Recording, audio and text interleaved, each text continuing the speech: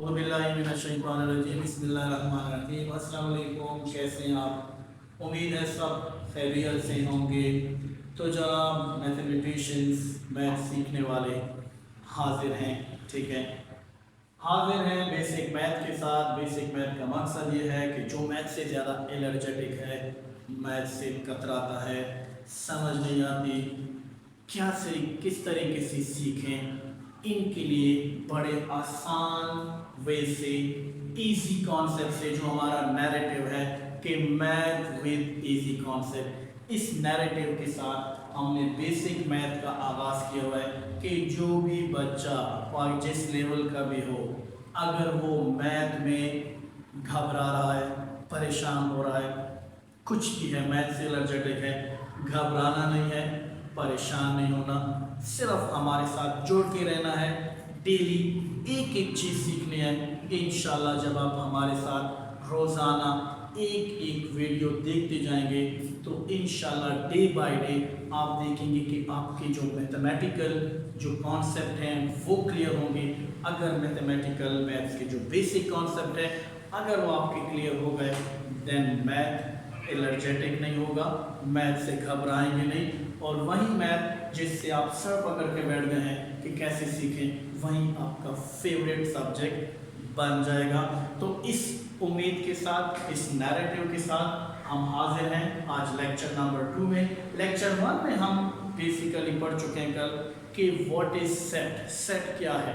A collection of well defined numbers thing, कि जो well defined चीज़ें होती हैं उनका कलेक्ट कर लें, उनको हम सेट कहते हैं। फिर सेट को दो तरीकों से लिखते हैं, एक है टेबुलर और एक है डिस्क्रिप्टिव।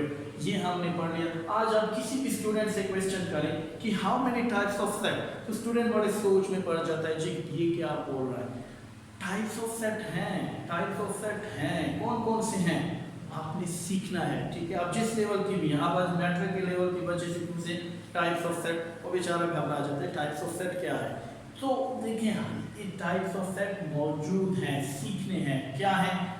आज हमारा टॉपिक है कि अगर आपसे कोई पूछ लेता है एनी टाइम, आप जो भी लेवल की स्टूडेंट है, how many types of set, घबराना नहीं है, फिर आप उस वक्त सोचना नहीं है। अगर आप टाइप्स ऑफ सेट सीखना चाहते हैं तो आज हमारा टॉपिक है, हम सीखने जा रहे हैं टाइप्स ऑफ सेट। तो पहला सेट है types of set basic math, singleton set. Singleton set क्या है? नाम से जाहिर है, इसके अगर शुरू में हम देखें, ये लफ्ज निकला है सिंगल से, सिंगलटन, ठीक है, सेट। अब सिंगलटन सेट क्या है? सिंगल किसी कहते हैं? One, only one. तो अब इसके नाम से जाहिर है कि सेट के अंदर नंबर्स होते हैं, एलिमेंट्स होते हैं, जो भी होते हैं, अगर वो तादाद में एक है तो ऐसे सेट को हम क्या कहते हैं? सिंगलटन सेट कहते हैं। डेफिनेशन क्या है? A set which contains only one element, only one element set, only one element। जब किसी भी सेट के अंदर ऐसा सेट जिसमें सिर्फ एक ही एलिमेंट हो, ऐसे सेट को हम कहते हैं सिंगलटन सेट। फॉर एग्जांपल देखिए, हम लिखते हैं जनाब फ्लावर ब्रैकेट, कल हमने कहा था ब्रैकेट में लिखते हैं, फ्लावर ब्रैकेट का इस्तेमाल करते हैं। अगर इसमें मैं एक डिजिट लिख लूं 4, तो अब ये एक सेट है, लेकिन इसके अंदर नंबर एक है 4, तो एक एलिमेंट होने की वजह से, ओनली वन एलिमेंट होने की वजह से ऐसा सेट क्या कहलाता है?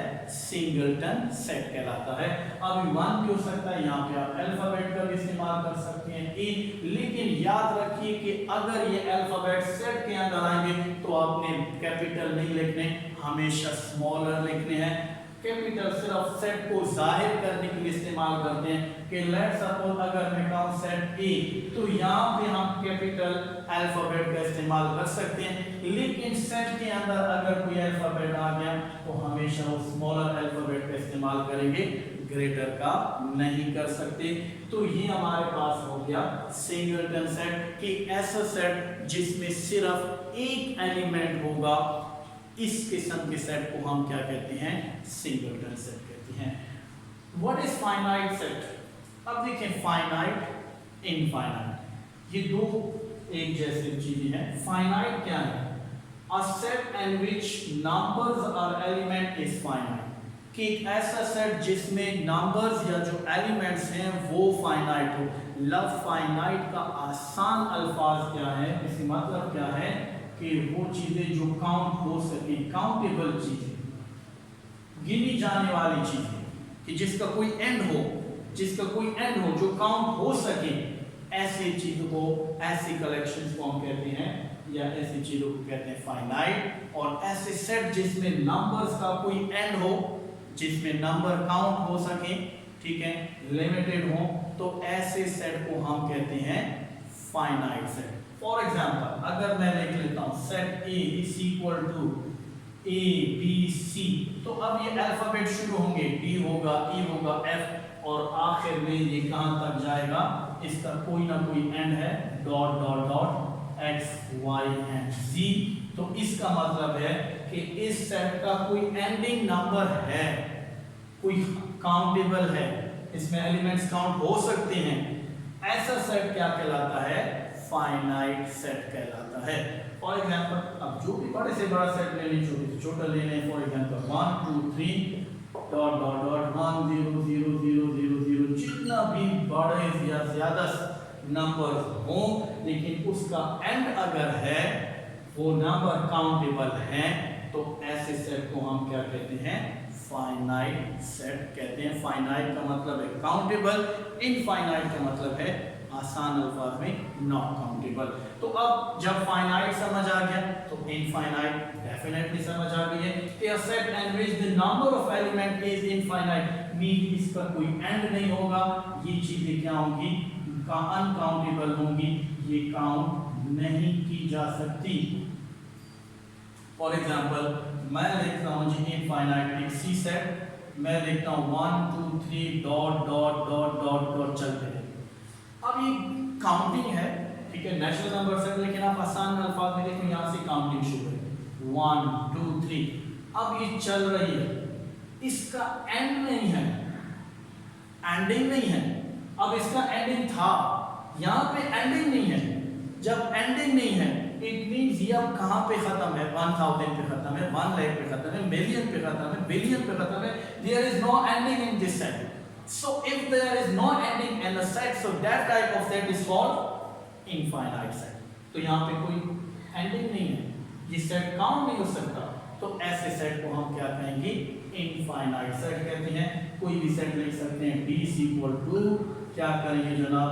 2 4 6 डॉट डॉट डॉट। तो अब देखिए यहाँ पे इसका कोई भी एंडिंग नहीं है, ऐसे सेट को हम क्या कहते हैं? इनफाइनाइट सेट कहते हैं। What is null? जीरो की कोई वैल्यू है या नहीं है, लेकिन जीरो एक सेट है जिसको हम जीरो सेट या नल सेट कहते हैं। और नाम से जाहिर है कि a set in which no element, एक ऐसा सेट जिसमें कोई भी एलिमेंट ना हो, तो हम ऐसे सेट को क्या कहते हैं? नल सेट कहते हैं। जिस तरह अगर एक स्टूडेंट है जिसने मार्क एक टेस्ट दिया, उसमें कोई नंबर नहीं है, तो हम उस स्टूडेंट को कहते हैं कि आप जीरो हैं या आपके टेस्ट में 0 मार्क्स हैं। तो जीरो अगरचे जीरो है, लेकिन मैथ में इग्नोर नहीं किया जा सकता। तो ऐसा सेट जिसमें कोई भी एलिमेंट ना हो, इसको हम कहते हैं एम्प्टी सेट। हम इस तरह भी लिख सकते हैं, और इसको सिंबॉलिकली एक सिंबल से रिप्रेजेंट करते हैं। 0 की अगर आप स्लैश लगा ली तो ये सेट क्या कहलाता है? फाई कहलाता है, और ये भी किसको जाहिर करता है? एम्प्टी सेट को जाहिर करता है। इक्वल सेट क्या होता है? जाहिर नाम से जाहिर है कि दो सेट जिनके नंबर ऑफ एलिमेंट्स भी इक्वल हो और उनके जो एलिमेंट्स हैं वो भी इक्वल हो, ऐसे सेट को हम क्या कहते हैं? Equal set. Two sets can be consisting of the same element, कि जिसमें सेम एलिमेंट्स हों और सेम नंबर्स में भी हों, तो ऐसे सेट को हम क्या कहते हैं? Equal set. लेट्स सपोज यहाँ पे मैं एक सेट बनाता हूँ, 8 2 5 और 10 लिखता हूँ, तो दूसरा सेट भी क्या होगा? सेट बी भी क्या होना चाहिए? 2 3 + 2 5 एंड 10। अब यहाँ पे देखें, पहला एलिमेंट 2 है, यहाँ पे भी 2 है, 5 है, 5 10 10। ऑर्डर चेंज हो सकते हैं, लेकिन नंबर यही रहेंगे। फॉर एग्जांपल अगर इधर 5 है, ठीक है, और इधर क्या है, या 5 है, अब इधर मैं कर लेता हूँ 10 को और इधर 5 रख लेता हूँ, और इधर 10 है तो इधर मैं 2 + 3 5 रख लेता हूँ। अब देखिए पोजीशन चेंज हो सकती है, यानी ऑर्डर आगे पीछे हो सकते हैं। फर्स्ट नंबर पे 2 है, सेकंड नंबर पे 5 10, लेकिन यही 5 थर्ड पोजीशन पे है, यही 10 सेकंड पोजीशन पे है। ऑर्डर चेंज हो सकते हैं, आगे पीछे लिख सकते हैं, लेकिन तादाद भी सेम हो। कितने एलिमेंट्स हैं? 3, तो इधर भी 3 तादाद एक है। फिर एलिमेंट भी यही है, यहाँ भी 2 है, यहाँ भी 2 है, यहाँ भी 5 है, यहाँ भी 5 है, यहाँ भी 10 है, यहाँ भी 10 है। तो if two numbers which have same numbers of elements and also a member or an element in a set are also same, so that type of sets are all equal set, और हम इसको यूं लिख सकते हैं कि A is equal to B means A set B set के equal है। लास्ट जो हमने यहाँ पे लिखा है यूनिवर्सल सेट। यूनिवर्सल का मतलब क्या होता है? कायनात में जितने ममालिक हैं, जितनी चीजें हैं, वो सारे आ जाते हैं। तो यूनिवर्सल सेट क्या होगा कि इसके जो नीचे जितने भी इसके साथ सेट होंगे, ये उसका सुपर सेट होगा। क्या होगा? Super set. Any set which is the super set of all the set, ये वो सुपर सेट होगा तमाम सेट का जो इसके अंडर कंसंट्रेशन है, जो इसके नीचे है। फॉर एग्जांपल हम इसको लिखते हैं U set is equal to 1 2 3 4 up to 10। अब इसके जो अंडर कंसंट्रेशन है, ठीक है, ई सेट है, अगर मैं लिख लेता हूँ 1 2 या 1 3 5 7 9 एंड बी सेट लिख लेता हूँ 2 4 6 8 10। अब देखिए जनाब, ये हम इसको यूनिवर्सल सेट कहते हैं। क्यों कहते हैं? क्योंकि ये सुपर सेट है। किसका? इसके जितने भी सबऑर्डिनेट सेट हैं, इसके अंडर कंसंट्रेशन 2 आते हैं, 3 आते हैं। ईच एंड एवरी एलिमेंट इस सेट का यहाँ पे मौजूद है। 1 3 5 7 9 यूनिवर्सल में मौजूद है। तो ये इसके अंडर कंसंट्रेशन सेट है, लेकिन इसके तमाम एलिमेंट यूनिवर्सल में मौजूद हैं।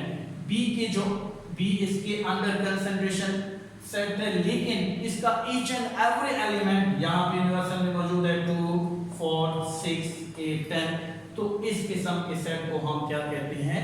यूनिवर्सल सेट कहते हैं, कि जिसके अंदर कंसंट्रेशन 3 4 5 जितने भी सेट हैं, उनके तमाम एलिमेंट्स के सेट एलिमेंट्स जो हैं वो यूनिवर्सल में मौजूद होते हैं। तो यूनिवर्सल इसका सुपर सेट कहलाता है। तो ये हमारे पास हुआ आज का topic set, types of set हम कल डिस्कस कर चुके थे, आज हमने टाइप ऑफ सेट डिस्कस किया। तो ये है मैथ्स, ठीक है, बेसिक मैथ, ये हमारा लेक्चर नंबर 2 है। घबराना नहीं है, सीखना है नए जज्बे के साथ, नए बलबले के साथ, सिर्फ और सिर्फ ईच एंड एवरी स्टेप को और से देखना है। अगर आप मैथ सीखना चाहते हैं, मैथ से आप परेशान हैं, तो न परेशान हो, हमारे साथ रहिए। इंशाल्लाह मैथ आपको ऐसे सिखाएंगे कि जिंदगी में नहीं भूलेंगे। तब तक के लिए अपना ख्याल रखिए। अल्लाह हाफिज़।